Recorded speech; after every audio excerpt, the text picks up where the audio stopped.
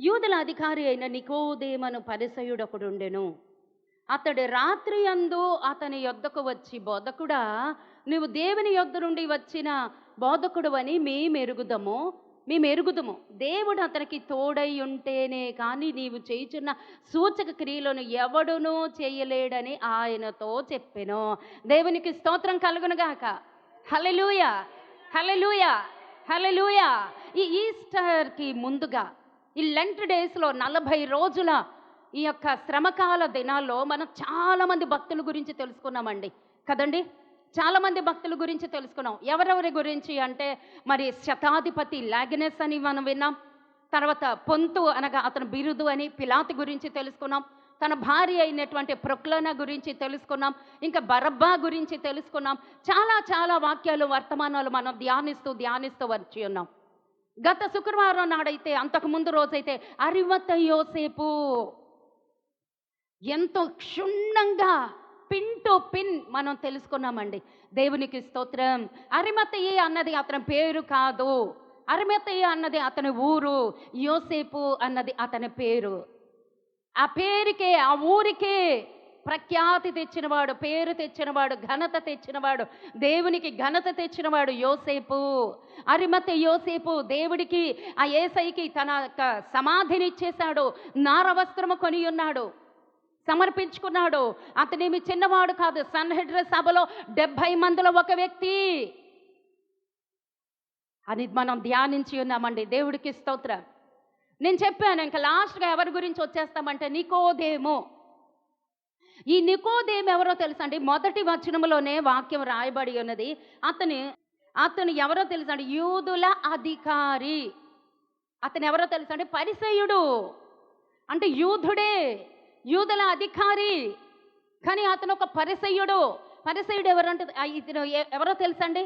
70 మంది ఉంటారు కదండి న్యాయ విధాన సభలో, సన్హెడ్రిన్ సభలో 70 మంది ఉంటారు. వాళ్ళు తీర్పులు తీర్చటానికి ఉంటారు, ఆ సమస్యలను తీర్చటానికి. అదొక కోర్టు లాంటిది. 70 మంది పెద్దలు ఉంటారు, తత్వవేత్తలు ఉంటారు, పండితుడు. ఇతను ఎవరండి? పండితుడు. న్యాయ విధాన సభలో ఆ 70 మందిలో ఒక సభ్యుడు, చాలా వృద్ధుడు. ఇంచుమించు 90 సంవత్సరాలు ఉన్నటువంటి వృద్ధుడు. ఆ వృద్ధాప్యంలో మనం అనుకుంటాం, ఈ వృద్ధాప్యంలో మనం ఏం సాధిస్తామో, ఈ వృద్ధాప్యం దేనికి పనికొస్తుంది, ఈ వృద్ధాప్యంలో నేనేమీ చేయలేమనుకుంటాం. ఖచ్చితంగా దేవుడు వాడుకుంటాడండి. హల్లెలూయా. ఖచ్చితంగా దేవుడు వాడేసుకుంటాడండి. హల్లెలూయా. మనం సిద్ధంగా ఉంటే చాలండి. ఆ దివిటిని దేవుడు ఆ నూనెతో నింపుతూనే ఉంటాడు.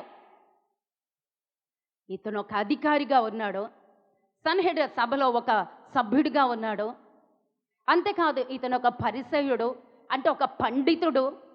అంత ధర్మశాస్త్రాన్ని అంత క్షుణ్ణంగా ధ్యానించినటువంటి వ్యక్తి. ఒకానొక రోజు వచ్చిందండి, ఒక రాత్రికాల సమయంలో ఎక్కడికి వెళ్ళాడో తెలుసండి? యేసయ్య దగ్గరికి వచ్చాడు. యేసయ్య దగ్గరికి వచ్చి ఒకే ఒక్క మాట చెప్తున్నాడండి. ఆ మాట నా హృదయం లోతుల్లోకి వెళ్ళిపోయిందండి. దేవునికి స్తోత్రం. అది ఎక్కడ? మొదటే, యూదుల అధికారి అయిన నికోదేమును పరిసయుడు ఒకడు ఉండెను. అతడు రాత్రి యందు ఆయన యొద్దకు వచ్చి, బోధకుడా, నీవు దేవుని యొద్ద నుండి వచ్చిన బోధకుడవని మేము ఎరుగుదుము. దేవుడు అతనికి తోడై ఉంటేనే కానీ నీవు చేయుచున్న సూచక క్రియలను ఎవడు చేయలేడు. అతని విశ్వాసం చూసారా ఎలా ఉంది? అతను ఒక పరిసయుడు అండి. నమ్మరు, సూచక క్రియలు నమ్మరు, యేసుని నమ్మరు. యూదులు చాలా పౌరుషంగా, రోషంగా ఉంటారండి దేవుడి కొరకు. అలాంటి పరిసయుడైనటువంటి యూదుడు అర్ధరాత్రి వేళ ఎవరో చూడకుండా వచ్చి తనకు కొన్ని అనుమానాలు ఉన్నాయి. ఆ అనుమానాలను నివృత్తి చేసుకోవటానికి ఆయన దగ్గర, యేసు ప్రభు దగ్గర ఒప్పుకోవటానికి, నేర్చుకోవటానికి వచ్చాడండి. వాళ్ళు చిన్నవాళ్ళైనా పెద్దవాళ్ళైనా మన జీవితం ఎలా ఉండాలి తెలుసండి? ఎప్పుడూ నేర్చుకుంటానే ఉండాలి. ఎప్పుడూ నేర్చుకుంటాను. అది ఎప్పుడు దాకా తెలుసు? చచ్చిపోయేదాకా. నాకు తెలిసి అంతేనండి. ఎప్పుడు మనం నేర్చుకునేలాగా ఉంటే మాత్రం బ్రతికి ఉంటామండి. అదొక్కటే సూచన. నాకన్నీ వచ్చు, నాకంతా తెలుసు అనవ సచ్చిందాంతో సమానమే.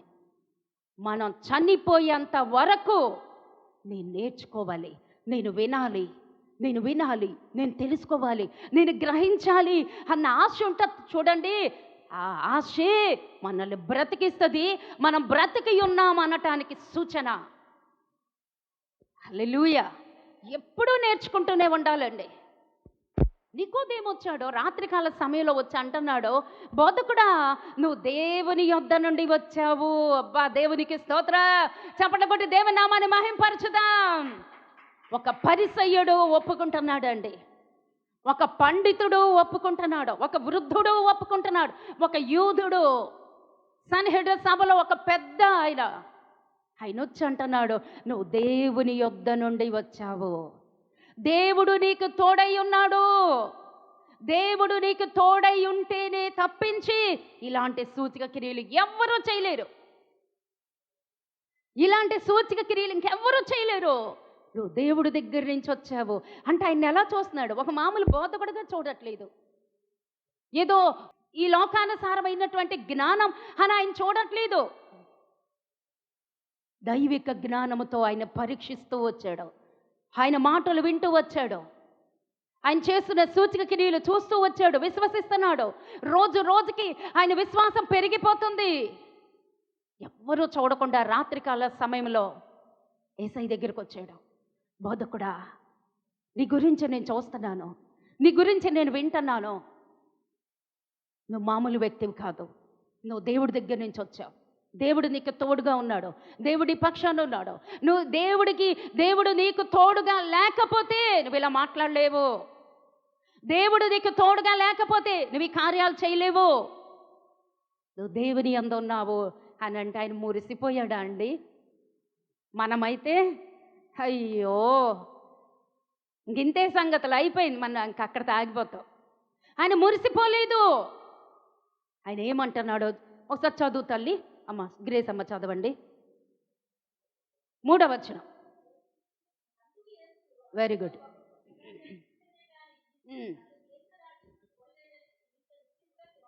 నిశ్చయముగా ఆయన ఎందుకు వచ్చాడో తెలిసిపోయింది.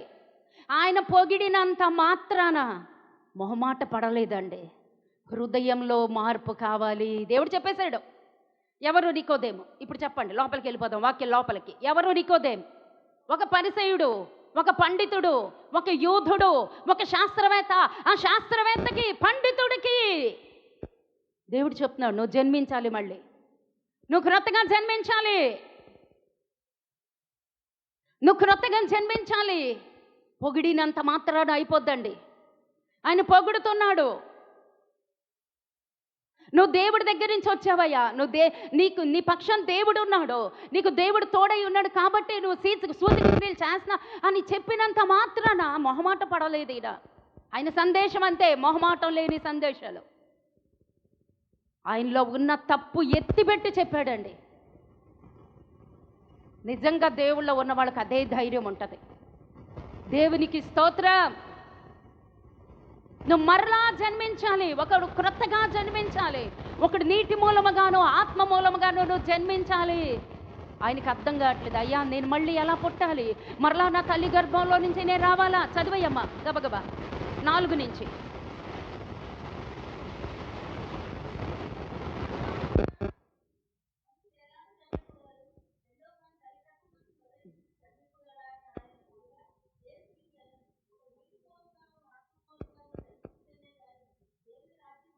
మొత్తం చదివే.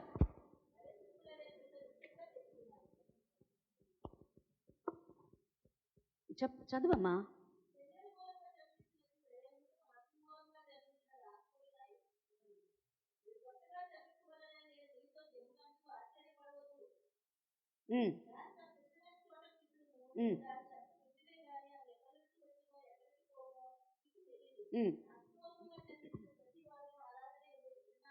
చాలండి.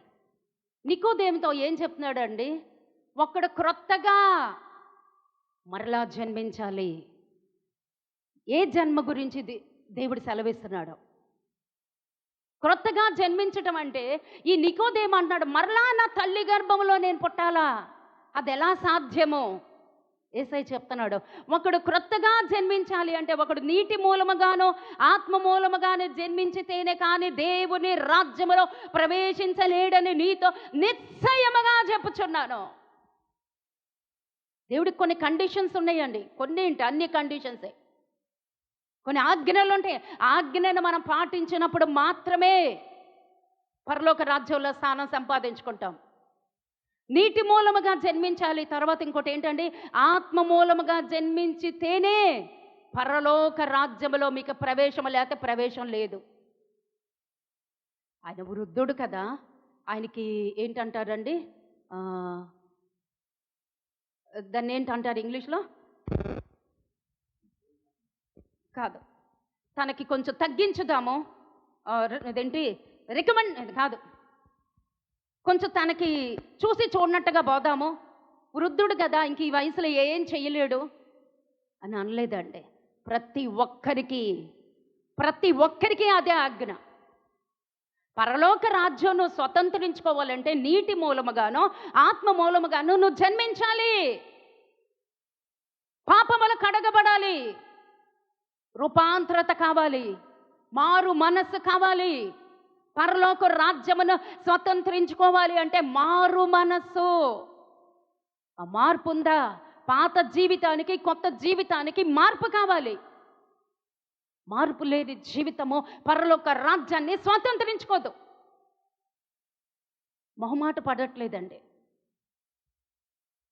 సమర్థించట్లేదు. పెద్దవాడు కదా సమర్థించట్లేదు. పరలోక రాజ్యం వెళ్ళాలి, అతను సిద్ధంగా ఉన్నాడు. దేవుడు రాజ్యం తీసుకెళ్ళాలి అంటే అక్కడ అంటున్నాడు చూడండి, శరీర మూలముగా జన్మించినది శరీరమును మనం జన్మించాలా లేదా? శరీర మూలంగా జన్మించాలంటే నీటి బాప్తీసం, ఆత్మ మూలంగా జన్మించాలంటే పరిశుద్ధాత్మ బాప్తీసం. నింపబడాలి, ఈ రెండు ఉండాలి. పరలోకం స్వతంత్రించుకోవాలి. ఆత్మ మూలముగా జన్మించినది ఆత్మయునై ఉన్నది. మీరు క్రొత్తగా జన్మించవలనని నేను మీతో చెప్పినందుకు ఆశ్చర్యపడవద్దు.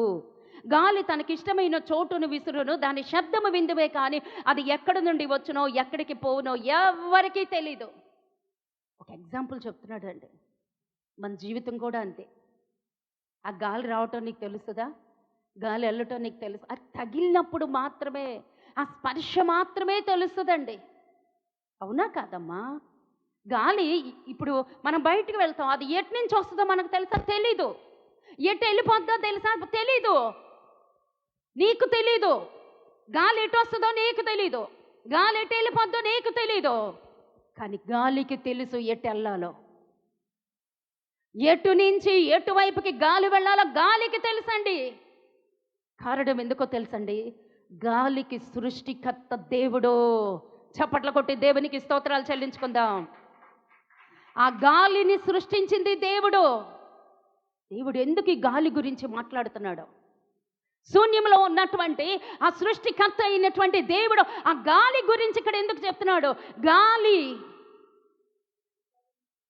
గాలి తనకిష్టమైన చోటును విసురును, నీవు దాని శబ్దము విందువే కానీ అది ఎక్కడి నుండి వచ్చునో ఎక్కడికి పోవునో నీకు తెలియదు. అది ఎక్కడి నుంచి వస్తుందో, అది ఎక్కడికి వెళ్ళిపోద్దో నీకు తెలీదు. కానీ ఆ గాలి సృష్టించినటువంటి ఆ సృష్టికర్తకి తెలుసు, ఆ గాలికి తెలుసు. ఆ గాలి దేవుని మీద ఆధారపడి ఉంది. ఆయన ఎటు వెళ్ళమంటే అటు వెళ్తుంది, ఎటు విసరమంటే అటు విసురుతుంది, ఏ దిక్కుకి పయనించమంటే పయనిస్తుంది. సర్వ సృష్టి ఆయన స్వాధీనంలో ఉన్నాయి. గాలి దేవుని స్వాధీనంలో ఉంది.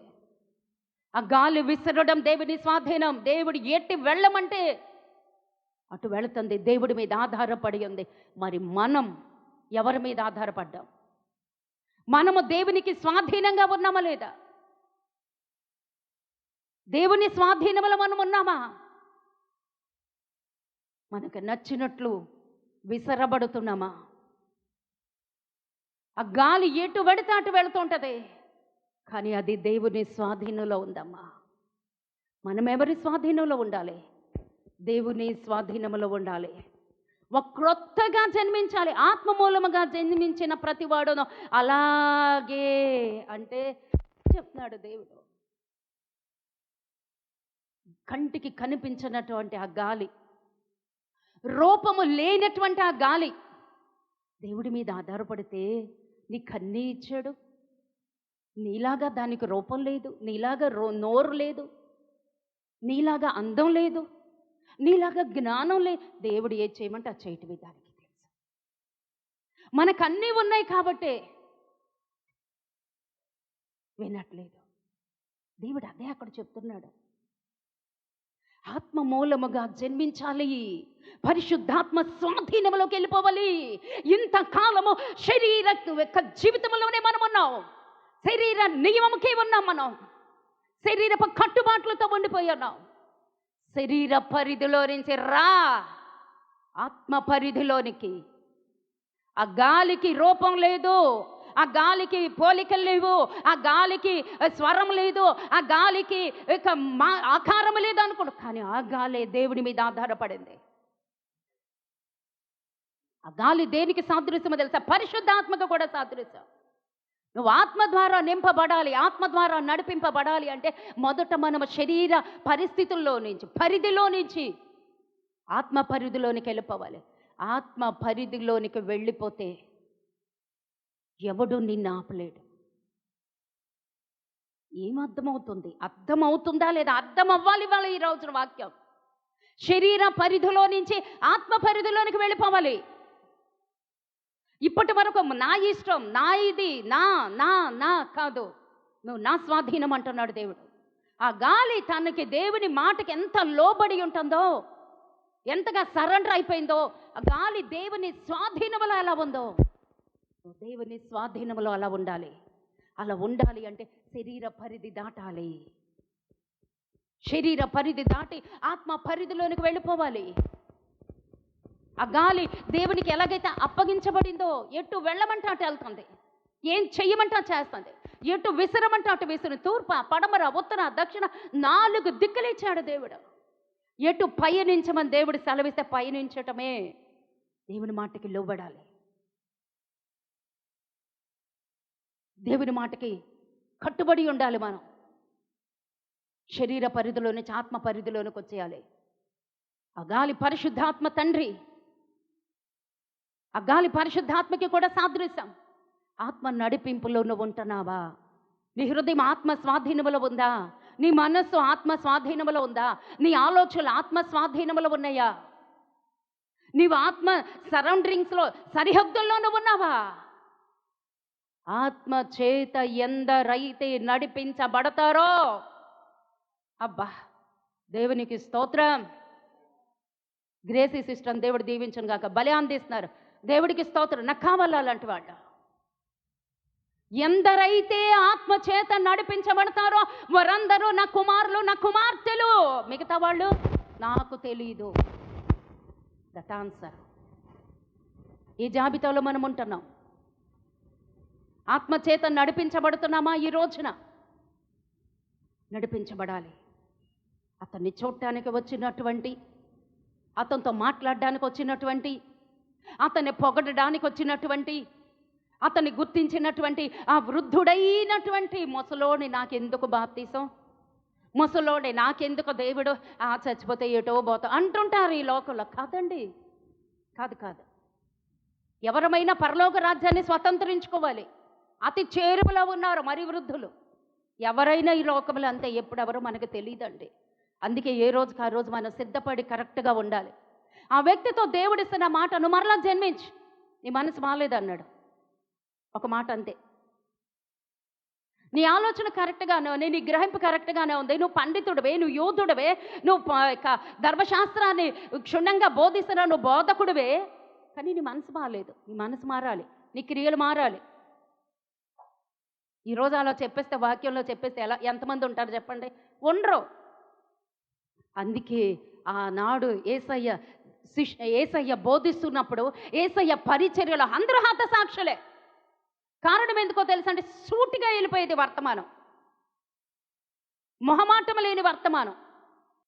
దేవుడికి కావలసింది సిద్ధపాటు, అంతే. పరలోక రాజ్యానికి ఆయన్ని తీసుకెళ్ళాలి. ఆయన ఆ పని మీదే వచ్చాడు. దేవుడికి స్తోత్రం కలుగునుగాక. ఒక సాక్ష్యం మాత్రం నేను చెప్పబోతున్నాను.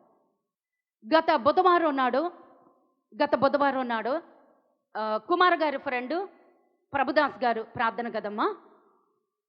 గత బుధవారం నాడు ప్రభుదాస్ గారి ప్రార్థన. ఆయన కుమార్ గారు తీసుకొస్తున్నారు. మహా అయితే ఒక 2-3 నెలల నుంచి వస్తున్నారు. కేవలం బుధవారం శుక్రవారం మాత్రమే వస్తారు. మీకు తెలుసా అయ్యగారు? కొండలరావు అయ్యగారు మీకు తెలీదా అయ్యా? ఓకే. కుమార్ గారు తీసుకొస్తుంటారు. బుధవారం శుక్రవారం మాత్రమే. అది కూడా అప్పుడప్పుడు. ఎక్కడంటే చాలా దూరం నుంచి వస్తారు. ఆయనకి చాలా ఇష్టం ఇక్కడంటే వాక్యం అనగా చాలా కన్నీటితోనే చెప్తాడండి. అమ్మగారు మీరు దేనికి భయపడద్దు, సంఘం ఇలా ఉండదు. నేను చెప్తున్నా, ఏదో ఒక రోజు అంటూ ఉంటుంది, డోర్ ఓపెన్ అయిపోద్ది. అమ్మగారు మీరు పడుతున్న ప్రయాసం ఉంది, ఆ రోజు కొరకు మీరు కష్టపడండి. చాలా బాగా చెప్తారండి వచ్చినప్పుడల్లా. నేను సంతోషిస్తాను అంతవరకే. అయిపోయింది. అయితే మొన్న సడన్గా ఆయన 10 రోజుల ముందే చెప్పారు, అమ్మగారు ఎవరికి డేట్ ఇవ్వద్దు ఆ రోజు, ఏప్రిల్ 3, 4 తారీఖు బుధవారం, మన బుధవారం నేను ప్రార్థన పెట్టుకుంటాను అన్నారు. సరే అయ్యగారు అన్నాను. మొత్తం ఖర్చంతా నాదే, ఎంత ఇమ్మంటారు అని. అలాంటివి ఉండవండి ఇక్కడ. హృదయపూర్వకంగా మీకు ఎంత దేవుడు ప్రేరేపిస్తే అంతే. అలాంటి లెక్కలు ఉండవండి. మీకు ఎలాగా అయితే అలాగా అన్నాను. ఓకే అన్నారు. ముందు రోజు మా అబ్బాయికి ఫోన్పే చేశారు, కొంత ఎక్కువ ఏమంటే చేశారు. సరే ఓకే అనుకున్నాం. నేను అంతా సిద్ధపరచాలి కదా, భోజనాలు అన్నీ సిద్ధపరిచేసామండి. భోజనాలు అయిపోయినాయి. భోజనాలు అంతా అయిపోయినాక మరలా నా దగ్గరికి వచ్చారు. ఇంకా కవర్ దాచుకున్నాను. మరలా నా దగ్గరికి వచ్చారండి. నా దగ్గరికి వచ్చి అమ్మగారు ఇదిగోండి కానుక అన్నారు. నాన్న అయ్యగారు ఎందుకు, నిన్న బాబుకి ఫోన్పే చేశారు కదా అయ్యగారు ఎందుకంటే, లేదమ్మా అందరం గుప్పెళ్ళు మూస్తేలాగా గుప్పెళ్ళు తెరిస్తేనే కదా మందిరం నాడు సంతోషం అన్నాను. తీసుకున్న అయిపోయి గాంధీ అయ్యగారికి కూడా ఇచ్చారు, నాకు కూడా ఇచ్చారు. తను నేను తీసుకున్న పెద్దగా నేను నాకు దాని మీద ఉండదు. ఇంటికి వెళ్ళిపోయానండి. అంతా కొంచెం రిలాక్స్ అయిపోయినాక కూర్చుని నేను అప్పుడు వాటి కానుకలన్నీ తీసి ప్రార్థన చేస్తాను అనమాట. ప్రభువా, సంఘ అవసరతలు వాళ్ళు ఇచ్చినటువంటి ధన సంపాదన బట్టి వారి కష్టార్జితంలో ఇస్తున్నారు, వాళ్ళని దీవించి రెట్టింపుగా వారికి ఇవ్వు అని చెప్పేసి ప్రార్థన చేస్తానండి. చేస్తున్నప్పుడు ఇది నేను తీక్షణంగా చూశానండి. ఇలా తీక్షణంగా D Prabhudas, Nathayyapalem, phone number, amount అంటే డీటెయిల్గా రాసి ఉంచారండి. ఎప్పుడు అలాగ మరి నాకు అంత డీటెయిల్గా ఎప్పుడు రాలా. అలా చూసి నవ్వుకున్నాను, ఈయనేంటి ఎంత డీటెయిల్గా రాశాడు అన్నీను. నాకు ఇప్పుడు దాకా తెలియదు ఆయన నాతయ్యపాలెం అని, పెద్ద గుర్తులేదు. ఇంత డీటెయిల్గా రాశాడు. చిన్న నవ్వేసుకుని వదిలేశానండి. తీసి లోపల పెట్టేశాను. కవర్స్ అంత తొందరగా పారైనండి, ఎందుకంటే వాటికి నేను మరలా ప్రార్థన చేస్తూ ఉంటాను. సరే, ఆ రాత్రి ఇది చూసి నేను ప్రార్థన చేసి మొత్తం అంతా అయిపోయినాక పడుకుని పోయానండి. ఆ రోజు తెల్లవారి కరెక్ట్గా 3ంటికి ఒక కళ వచ్చిందండి. కళ్ళు తెరిస్తే 3. ఆ రోజు కరెక్ట్గా 3 అయిందండి తెల్లవారుజామున. 3ంటికి ఇక్కడే నేను ఉన్నాను, ఇలాగే ఉన్నారు అందరూ, లైటింగ్ ఉంది, ఇక్కడే నేను వాక్యం చెప్తున్నాను. మా పెద్దబాబు వచ్చాడండి నా దగ్గరికి, చింటు, ఈ బాబే. ఇలాంటి కవరే తీసుకుని దాని నిండా కానుక పెట్టి ఇక్కడే నేను నించున్నాను, అక్కడ వేయలేదండి, ఇక్కడికి తీసుకొచ్చి ఇచ్చాడండి. ఇలాంటి కవర్లోనే మొత్తం కవర్ ఇస్తే నేను అనుకున్నాను, వీడికి ఉద్యోగం లేదు కదా, కానుక ఎక్కడి నుంచి వచ్చింది వీడికి, నాకెక్కడి నుంచి కానుక ఇస్తున్నాడు వీడు అని చెప్పి నేను నవ్వుకున్న, ఒక తల్లిగా తీసుకున్నాను, సిల్లిగా, అంతకన్నా ఎక్కువ తీసుకోలే. ఇక్కడే నేను నించున్నాను, వాక్యం చెప్తున్న వెంటనే నా దగ్గరకు వచ్చి, చాలా ప్లెజెంట్గా ఉందండి మొహం, ప్రశాంతంగా ఉంది. ఇప్పుడు చిన్న చిరు కోపం, గట్టి కోపం, అన్ని కోపాలు ఉన్నాయి. వాళ్ళ నాన్న కోపం. ఈ కవర్ నిండా కానుక పెట్టాడండి. ఇక్కడే నించున్నాను పులిపీఠం దగ్గర, నాకు ఇచ్చాడు. నేను తీసుకున్నాను. ఇక్కడ తీసుకునే చూస్తున్నాను, వీడికి ఉద్యోగం లేదు, డబ్బులు ఎక్కడి నుంచి వచ్చినాయి, వీడికి కానుక ఎలా ఇస్తున్నాడు అని చెప్పి చూశాను. సర్లే, తీరా ఎందుకో ఇలా వెనక్కి తిరిగి చూశానండి. ఇలా వెనక్కి తిప్పి చూసేసరికి ఏవో రాశాడు. అది నేను మీకు చూపిస్తాను. అపొస్తలుల కార్యము 20వ అధ్యాయము 27వ వచనం. దేవుడు సంకల్పమంతయు మీకు తెలియకుండా నేనేమియో దాచుకొనలేను, దేవుడు తన స్వరక్తమిచ్చి సంపాదించిన తన సంఘమును కాయుటకు పరిశుద్ధాత్మ మిమ్మును దేని యందు అధ్యక్షులుగా ఉంచెనో ఆ యావత్తు మందను మీ మట్టుకు మిమ్మును గూర్చియు జాగ్రత్తగా ఉండుడి. నేను వెళ్ళిపోయిన తర్వాత క్రూరమైన తోడేళ్ళు మీలో ప్రవేశించునని నాకు తెలియను.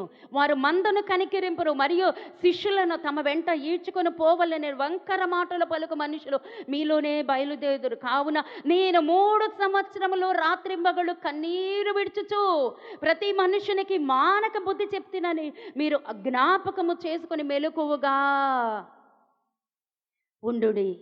ఇప్పుడు దేవునికి ఆయన కృపావాక్యమునకు మిమ్మును చదవాలి అందరూ, అప్పగించుకొనుచున్నాను. ఈ వాక్యం మొత్తం తెలుగులో రాసి ఉందండి. నేను అనుకున్నాను ఈడేంట్రా బాబు పెద్ద కథ రాసేసాడు అని చెప్పి మామూలుగా అనుకున్నాను. తీరా చూస్తే వాక్యం ఉంది దాని మీద. ఇదేంటి పిల్లోడికి తెలుగు రాదు కదా, ఇంత పెద్ద వాక్యం ఎలా రాశాడో. ఆ వాక్యం అంతా చదువుతున్నానండి. ఎలా ఉంది? ఈ వాక్యమునకు మిమ్మును అప్పగించుకొనుచున్నాను అని ఉంది కదా. ఆ వాక్యము రాస్తూ ఆ పైన ఏముందండి, దేవుని సంకల్పమంతయో మీకు తెలియపడకుండా నేనేమియో దాచుకొనును, దేవుడు తన స్వరక్తమిచ్చి సంపాదించిన తన సంఘమును కాయుటకు నన్ను నేను దేవునికి ఒక దళపతిగా అప్పగించుకొనుచున్నాను. ఆ వాక్యమంతా రాసి ఆ వాక్యం తర్వాత అలా రాసుందండి. స్వరక్తమిచ్చి సంపాదించిన సంఘమును కాయుటకు నన్ను నేను దేవునికి ఒక దళపతిగా అప్పగించుకొనుచున్నాను అని రాయబడి ఉంది. దళపతి అన్న దగ్గర ఇలా పెడతానండి నేను ఎప్పుడు కూడా. ఏదైనా ఇంపార్టెంట్ వాక్యం అంటే పైన ఇలాగ దాన్ని ఏమంటారో కామాలు పైన ఇలా కామ పెడ, ఆ దళపతి అన్న దగ్గర ఇలా ఉందండి. నాకు అర్థం కాలేదు అది దళపతి. నాకు అంటే మ్యాక్సిమం అర్థమైపోయింది. దేవుడు అప్పగించుకుంటున్నాడు, దేవుడికి తాను అప్పగించేసుకుంటున్నాడు. నేను తెల్లవారు లెగ్గానే బాబుని అడుగుతున్నాను, నాన్న ఆ గూగుల్లో టోనీ కొడుతుంది కదా, అలా కొట్టి చెప్తుంది అర్థాలు, నువ్వు దానికి అర్థం చెప్పు. దళపతి అంటే అర్థం ఏంటంటే సైన్యాధిపతి అమ్మ అన్నాడు. రాజు కాదండి, సైన్యాధిపతి. ఈ సంఘాన్ని నడిపించడానికి సైన్యాధిపతి. నన్ను నేను అప్పగించుకుంటున్నాను ఆ సైన్యాధిపతిగా, ఆ సంఘాన్ని కాయటానికి. రక్తమిచ్చి సంపాదించిన ఆ సంఘమును కాయుటకు 3.5 సంవత్సరములు కన్నీరు విడిచి కాపాడుకున్న ఆ సంఘమును కాయుటకు యేసయ్య 3.5 సంవత్సరములు కన్నీరు విడిచి కాపాడుకున్నటువంటి ఆ సంఘాన్ని కాయటానికి పౌలు గారు తన సంఘము కొరకు, దేవుని సంఘము కొరకు పౌలు గారు తన్ను తాను అప్పగించేసుకున్నాడండి. పౌలు గారు అప్పగించేసుకున్నాడు. అదే ఆ బిడ్డ రాసినటువంటి ఆ పేపర్ మీద ఉందండి. నన్ను నేను అప్పగించేసుకుంటున్నాను ఒక దళపతిగా, ఆ సంఘానికి నన్ను నేను అప్పగించుకుంటున్నాను అని ఉందండి కవర్ మీద, ఒక దళపతిగా. అంతేనండి. చిన్నోడు ఫోన్ చేసి, అంటే కల్లోనే చిన్నోడు ఫోన్ చేసి చెప్తున్నాడు, మమ్మీ నాకు కళ వచ్చింది మమ్మీ. కళ కాదు, నాకు దేవుడు మాట్లాడుతున్నారు మమ్మీ. ఏ సంఘములో అయితే దళపతిగా ఉన్నారో, ఆ సంఘాన్ని కాస్తున్నారో, దేవుడు అప్పగించినటువంటి బాధ్యతకి దళపతిగా ఉండి మనల్ని అప్పగించుకున్నారో ఆ సంఘానికి ఎస్ఆర్ మనోహర్ గారు వస్తున్నారు మమ్మీ. హల్లెలూయా. ఎస్ఆర్ మనోహర్ గారు ఎంతమందికి తెలుసండి? నా ఆత్మీయ తండ్రి. Amen amen amen amen. చాలా ఇష్టం అండి. వైజాగ్ అంతటిని ఒక ఊపేశాడండి ఆయన. వైజాగ్ అంతటికి ఆ యొక్క ఉద్యమం వచ్చింది ఆయన ద్వారానే. ఎస్ఆర్ మనోహర్ గారు బాబు అంటున్నాడు, మమ్మీ ఆ దళపతిగా అప్పగించుకున్నటువంటి ఆ సంఘానికి ఎస్ఆర్ మనోహర్ గారు ప్రతి ఆరాధనకి వస్తానని నాకు మాట ఇచ్చారు మమ్మీ. నాకు మాట ఇస్తున్నారు మమ్మీ. ప్రతి ఆరాధనకి, ప్రతి ఆరాధనలో నేను ఉంటాను, ప్రతి ఆరాధనని నడిపిస్తాను, ప్రతి ఆరాధనకి నేను వెళ్ళిపోతున్నాను అని నాకు మాట ఇచ్చారు మమ్మీ. ఎస్ఆర్ మనోహర్ గారు నాకు చెప్పారు. ఇంతవరకు నేను ఈ పిల్లడికి చెప్పలేదు, ఇంతవరకు నా చిన్న కొడుకు చెప్పలేదు, నేను ఇక్కడే చెప్పాలి అని నిర్ణయించుకున్నాను. అంటే రాబో రోజుల్లో ఆ బిడ్డ పరిచర్య మొదలవ్వబోతుంది. ఆ బిడ్డ పరిచర్యలో ఆ ఎస్ఆర్ మనోహర్ గారు ఎవరో తెలుసండి? దేవుడు. అంత కాసుకుని ఉందండి ఉద్యమం, అంత కాసుకుని ఉంది దేవుడి పని, అంత బాధ్యత ఉంది. ఆ బిడ్డ ఒక్కడి మీద కాదమ్మా, నువ్వు అనుకుంటున్నావా? ఈరోజు నువ్వు పాటలు పాడుతున్నావా? ఆ పాటల ద్వారా నీ కంఠస్వరం వింటున్నప్పుడు దేవుడు సంతోషిస్తున్నాడు. నీ స్వరం విని, నీ మాటలు విని నీ భర్త సంతోషించకపోవచ్చు. నువ్వు దేవుడు సన్నిధికి వచ్చినప్పుడు, దేవుడి సన్నిధికి నీ ముఖము కనబడుతున్నప్పుడు సంతోషిస్తున్నాడు ఆయన, ఆనందిస్తున్నాడు ఆయన. నువ్వెప్పుడు కనిపిస్తున్నావో నా బిడ్డ నన్ను వెతుక్కుంటూ వచ్చింది. అంత మిక్కుటమైన ప్రేమ ఎవరి దగ్గర నుంచి దొరకదండి. అంతగా ప్రేమిస్తున్నాడండి, అంతగా అప్పగించుకున్నాం. మీకు తెలుసా అండి, సంఘం పెట్టి ఇప్పటికి 3 సంవత్సరాలు నిండు, 4వ సంవత్సరం రన్నింగ్. ఇప్పుడు నేను సంసారంలో గెలిచాను, సంఘంలో గెలుస్తాను. నేను చనిపోయే లోపున సాధించి చనిపోతాను. దేవుడికి స్తోత్రం. ఆగనండి, భయం లేదు నాకు. దీనికి సరెండర్ అవను. నా శరీరం, నా ఆత్మ, నా ప్రాణం దేవుడి స్వాధీనం. దేని కొరకు నన్ను పంపాడో చివరి రోజుల లోపల మొత్తం నేను నెరవేర్చేస్తానండి. ఒక్క రోజు కూడా మేము ఆగం, తెలుసండి. దేన్ని పట్టించుకోం. మందిరం, సేవ, అంతే. సునీత సోని అడుగుతుంది మొన్న నా పక్కన కూర్చుని, శుక్రవారం నాడు, అంటే మీరేంటి అలా అయిపోతున్నారేంటి, అలా తయారయ్యారేంటి? మీరు రిటైర్ అయ్యి వచ్చినప్పుడు విమాన్ నగర్లో వచ్చే అమ్మాయి దగ్గర మొట్టమొదట పరిచయమైన అమ్మాయి, వాళ్ళ షాప్ పక్కనే ఒక షాప్ ఖాళీగా ఉంది. నేను అడగడానికి వెళ్ళాను మందిరం కోసం. అమ్మ నేను ఇక్కడ మందిరం పెట్టుకుంటా అంటే 50,000 అంటే అడ్వాన్స్, 10,000 అద్దె అని చెప్పారు. అలా మాట్లాడుతూ వచ్చాను. ఆ రోజు నేను మిమ్మల్ని చూశాను కదా అంటే, మీరు ఇలా లేరు, అసలు ఆ రూపమే లేదు, ఆ రూపమే లేదా అంటే. ఆ రోజు చాలా చక్కగా మీరు చాలా బాగుండేవారు. అంటే నేను ఇంకొకలాగా చెప్పట్లేదండి, అసలు ఆ రూపమే లేదా అంటే ఈ రోజున. ఎందుకు చెప్తున్నానో తెలుసండి, దేన్ని మేము అంత ప్రయాసపడుతున్నాం, అదే నేను చెప్తున్నాను. అంత కష్టపడుతున్నాను నేను, నా కొడుకు. దేనికి లొంగమండి. నవీనమ్మ మందిరం పెడదామని చూస్తుంది, ఇప్పటికి పెట్టలే ఆవిడ. నన్ను అడిగింది, అమ్మ నీ కొడుకు నాకు పంపే. నా కొడుకు, ఆ బిడ్డకి స్త్రీ కాంక్ష లేదమ్మా, నీ కొడుక్కి డబ్బు కాంక్ష లేదమ్మా, నీ కొడుకు సేవకుడమ్మా, మోషే. ఆవిడ మోషే అనే పిలుస్తుంది నోరారా, ఇంకే పేరు పిలవదు, మోషే. అరుణ్ గారు అదే చెప్పారు, దేవుడు నాతో అదే చెప్పాడు. మోషేని నేను మనిషిని హెచ్చించట్లేదండి. ప్రణాళిక ఉంది కదా అనేసి చిందులేసామా పక్కకు తప్పుకుంటాడు దేవుడు. దేవుడు ఎన్నుకున్న తర్వాత ఒళ్ళు వంచి పనిచేయాల్సిందే. నమ్మకంగా ఉండాలి, భయంతో ఉండాలి. ఎంత వృద్ధాప్యమైనా సరే దేవుడి సన్నిధిలో సరెండర్ అయిపోవాలండి. దేవునికి స్తోత్రం కలుగునుగాక. హల్లెలూయా, హల్లెలూయా, హల్లెలూయా. ఇదే నికోదేము 3 సార్లు యేసుప్రభుని కలిశాడండి. ఎక్కడో తెలుసండి, యోహాను సువార్త 3వ అధ్యాయం రాసుకోండి, నేను ఇప్పుడు చెప్పలేను. యోహాను సువార్త 3వ అధ్యాయం 1 నుంచి 15 వచనాల్లో ఉన్నాడు. యోహాను సువార్త 7వ అధ్యాయము 43 నుంచి 53లో నికోదేము 2 సార్లు కలుసుకుంటాడు.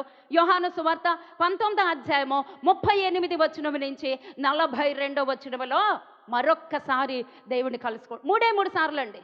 తన జీవితం మారిపోయింది, తన పరిస్థితి మారిపోయింది, తన విశ్వాసం మారిపోయింది. 3వసారి ఒకసారి అర్ధరాత్రి వేళ వచ్చాడు, ఎవ్వరూ చూడకుండా. 2వసారి వచ్చాడు సాయంకాల సమయంలో, ఆయన చనిపోయినప్పుడు వచ్చాడు. 3వసారి వచ్చాడు మధ్యాహ్నపు వేళ వచ్చాడు. 3వసారి వచ్చేసరికి అతని జీవితమే మారిపోయిందండి. మనం ఎన్నిసార్లు దేవుడి దగ్గరికి వస్తున్నాం, మనం ఎన్నిసార్లు దేవుడిని కలుసుకుంటున్నాం. మనము వారానికి 3 సార్లు కలుసుకుంటాం. అతని జీవితంలో 3 సార్లు దేవుడిని దర్శించగలిగాడు. జీవితం మారిపోయిందమ్మా. యోహాను సువార్త 19వ అధ్యాయం 38 నుంచి 42 వరకు చదివండి. 3వసారి ఎప్పుడు వచ్చాడో తెలియదు. మొదటిసారి అర్ధరాత్రి వేళ వచ్చాడు, 2వసారి సాయంత్రం వేళ వచ్చాడు, 3వసారి మరలా వచ్చాడండి. 3 సార్లు అతని జీవితం మారిపోయింది, అంతరంగం మారిపోయింది, చరిత్రలు ఘోషిస్తున్నాయి. ఇతనే నికోదేము చరిత్ర అని రాశాడండి ఒక పుస్తకం. ఆ చరిత్రలోనే లాగినస్ గురించి ఉంది, పొంతి పిలాతు గురించి ఉంది, రాణి అయినటువంటి ప్రొక్లోన చివరికి ఇక పొంతి పిలాతు ఊరేసుకుని చనిపోయాడు, పిచ్చోడు అయిపోయాడు, అన్యాయపు తీర్పు తీర్చినందుకని ఇతనే నికోదేమే రాశాడు. పొంతి పిలాతు భార్య అక్కడి నుంచి వెళ్ళిపోయి ఇథియోపియా దేశంలో ఆర్కిటెక్ట్ అనేటువంటి సంఘములో సంఘ పరిచారకురాలుగా ఉండిపోయింది. ఆ వృద్ధాప్యంలో పౌలు పరిచర్యలో ఉంది. నవంబర్ 9వ తారీఖున హతసాక్షిగా మారిపోయింది ఆ రాణి అయినటువంటి ప్రొక్లెనా. అందుకే ఈ రోజుకి ఇస్రాయేల్ దేశంలో నవంబర్ 9వ తారీఖున వారందరూ కూడా ఆమెను జ్ఞాపకం చేసుకుంటారు. దేవునికి స్తోత్రం. బతికితే అలా బతకాలండి. మాదిరికరమైనటువంటి జీవితం ఉండాలి. ఈ నికోదేము మారిపోయాడు. ఆ సన్హెడ్ర సభలో నుంచి బయటకు వచ్చేసాడు. చరిత్రలో ఏం చెప్తున్నాయో తెలుసండి, ఆ తర్వాతి కాలంలో పేతురు, యోహాన్ల ద్వారా ఈయన మరలా బాప్తిసం తీసుకున్నాడు అండి. హల్లెలూయా. ఈయన మరలా బాప్తిసం తీసుకున్నాడు. చివరికి హతసాక్షి అయ్యాడని చరిత్రలో చెప్పబడుతుంది. దేవునికి స్తోత్రం కలుగునుగాక. ఆనాటి కాలంలో స్త్రీలేంటి, పురుషులేంటి, వృద్ధులేంటి అందరూ హతసాక్షులే. యేసయ్య కొరకు రమారమి 150 సేర్లు అగరుతో కలిపిన బోళము సుగంధ ద్రవ్యం అండి. ఎన్ని సేర్లమ్మా? 150 సేర్లు. తెలుసా? సమర్పణ. మన సమర్పణ ఎంత ఉంది? వింటాం, వదిలేస్తాం. మనం ఎంతవరకు దేవుడికి సమర్పిస్తున్నాం? ఎలా ఉన్నాయి మన కానుకలు? ఎలా ఉన్నాయి మన సమర్పణలు? అడిగామనుకోండి, అమ్మ పాస్టర్ గారు డబ్బులు అడిగారు కాదండి. ఇక్కడ నికోదేము 150 సేర్లు. అరిమతె యోసేపు నార వస్త్రం తెచ్చాడు. అరిమతె యోసేపు ఉన్నటువంటి తన సమాధి, తొలుచుకున్నటువంటి రాతి సమాధి దేవుడికి ఇచ్చేసాడు. మరి మనమేమి ఇస్తున్నాం దేవుడికి? మన సమర్పణ ఏముంది? ఆ రోజు చూసాము ఈ కవరు. నాకు దేవుడు చెప్పింది ఏంటో తెలుసా? ఆయన సమర్పణ నేను అంగీకరించాను. ఆయన ఎవరో నాకు తెలియదు. మన సంఘం కానే కాదు, మన సంఘం కానే కాదు. దేవుడు ప్రతి ఒక్కరిని చూస్తున్నాడు. తల్లి వృద్ధురాలు రత్నమ్మ గారు రాత్రి ఆ కవర్ పుచ్చుకొని కన్నీటితో ప్రార్థన చేశాను. ఈ మధ్య 2 నెలల నుంచి వస్తుంది. అంటే అందరినీ చెప్తున్నానండి. వృద్ధురాలు విజయమ్మ గారు. దేవుడు చూస్తున్నాడండి. మన త్యాగం దేవుడు అంగీకరిస్తున్నాడు. సమర్పణ దేవుడు అంగీకరిస్తున్నాడు. అలాగే అందరినీ దేవుడు పేరు పేరున చూస్తున్నాడండి. ఈ అగరు ఒక సేవకుడు లెక్కలేసి చెప్తే ఆనాటి కాలంలో 2 లక్షలు, ఇంకా ఎక్కువే ఉందంటండి దాని ఖరీదు. అంత సమర్పించేసుకున్నాడండి. సుగంధ ద్రవ్యాలు తెచ్చి వాటిని నూరి ఆ శరీరానికి పోస్తారంటండి. ఆ శరీరం పాడవకుండా. ఎంత భద్రత అండి, ఎంత భద్రత! అంత భద్రత దేవుడు మన కొరకు ఎన్నో ఎన్నో ఎన్నో కార్యాలు చేశాడు. దేవునికి స్తోత్రం కలుగునుగాక. దేవుడు సాక్ష్యం ఇస్తున్నాడండి. మీరు ఇంటికి వెళ్ళి దయచేసి ఈ 5వ అధ్యాయం మాత్రం దయచేయండి, చదవండి అమ్మా దయచేసి. ఎందుకంటే దేవుడు నీ గురించి ఒకరోజు సాక్ష్యం ఇస్తానంటున్నాడు. ఇది యేసయ్య ఇచ్చిన సాక్ష్యము, దేవుడిచ్చినటువంటి సాక్ష్యము. ఆ యొక్క 4వ వచనం, దేవుని మూలంగా పుట్టిన వారందరూ లోకమును జయించుదురు. మనం జయిస్తే దేవుని బిడ్డలం అయిపోతాం. మనం జయించాలి. మనం జయిస్తున్నామో లేదా? ఈ 5వ అధ్యాయం నాకు ఇంకా చెప్పడానికి సమయం లేదు. 12:15 అయిపోయింది. 10:15కి మొదలెట్టాం, 12:15కి అయిపోవాలన్నాను. మనం దేవుని మూలముగా జన్మించినట్లయితే లోకాన్ని జయించాలి. లోకాస, శరీరాస, నేత్రాస, జీవపుటంబం జయించాలి. శరీర పరిధి అంటే అది జయించినప్పుడు మాత్రమే ఆత్మ పరిధిలోనికి వచ్చేస్తాం. లేదంటే పరలోకం వెళ్ళం. నువ్వు ఎంత బాప్తీసం తీసుకున్నా, ఎంత మందిరానికి వచ్చినా, ఎంత మరి ఈ లోకంలో నేను క్రైస్తవుడని చెప్పుకున్నా, పరలోక రాజ్యానికి వెళ్ళటానికి ఒకటే ఒక టికెట్, లోకాన్ని జయించు. ఇదే యోహాను పత్రిక 5వ అధ్యాయం 4వ వచనం. ఎంతమంది చదువుతారు ఈ 5వ అధ్యాయం? ఇంటికి వెళ్ళినాక చదివితే మనకు అర్థమైపోద్ది. చదవకపోతే మిస్ అయిపోతాం. దేవుడిచ్చే సాక్ష్యం అది. ఒకానొక రోజున యేసయ్య నీ కొరకు ఇచ్చే సాక్ష్యం. అందుకే నేను చెప్పను, మీరే చదవాలి. ఈమె నా బిడ్డ, నా కొరకు భూలోకంలో సమస్తమును జయించేసింది. శరీరాస, నేత్రాస, జీవపుడంబం జయించి నా కొరకు ఆత్మ ద్వారా పుట్టి నా ఆత్మీయ బిడ్డగా జన్మించింది. ఈ బిడ్డ నేను పరలోకం తీసుకెళ్ళిపోతాను. అదండి ఆయన ఇచ్చే సాక్ష్యం.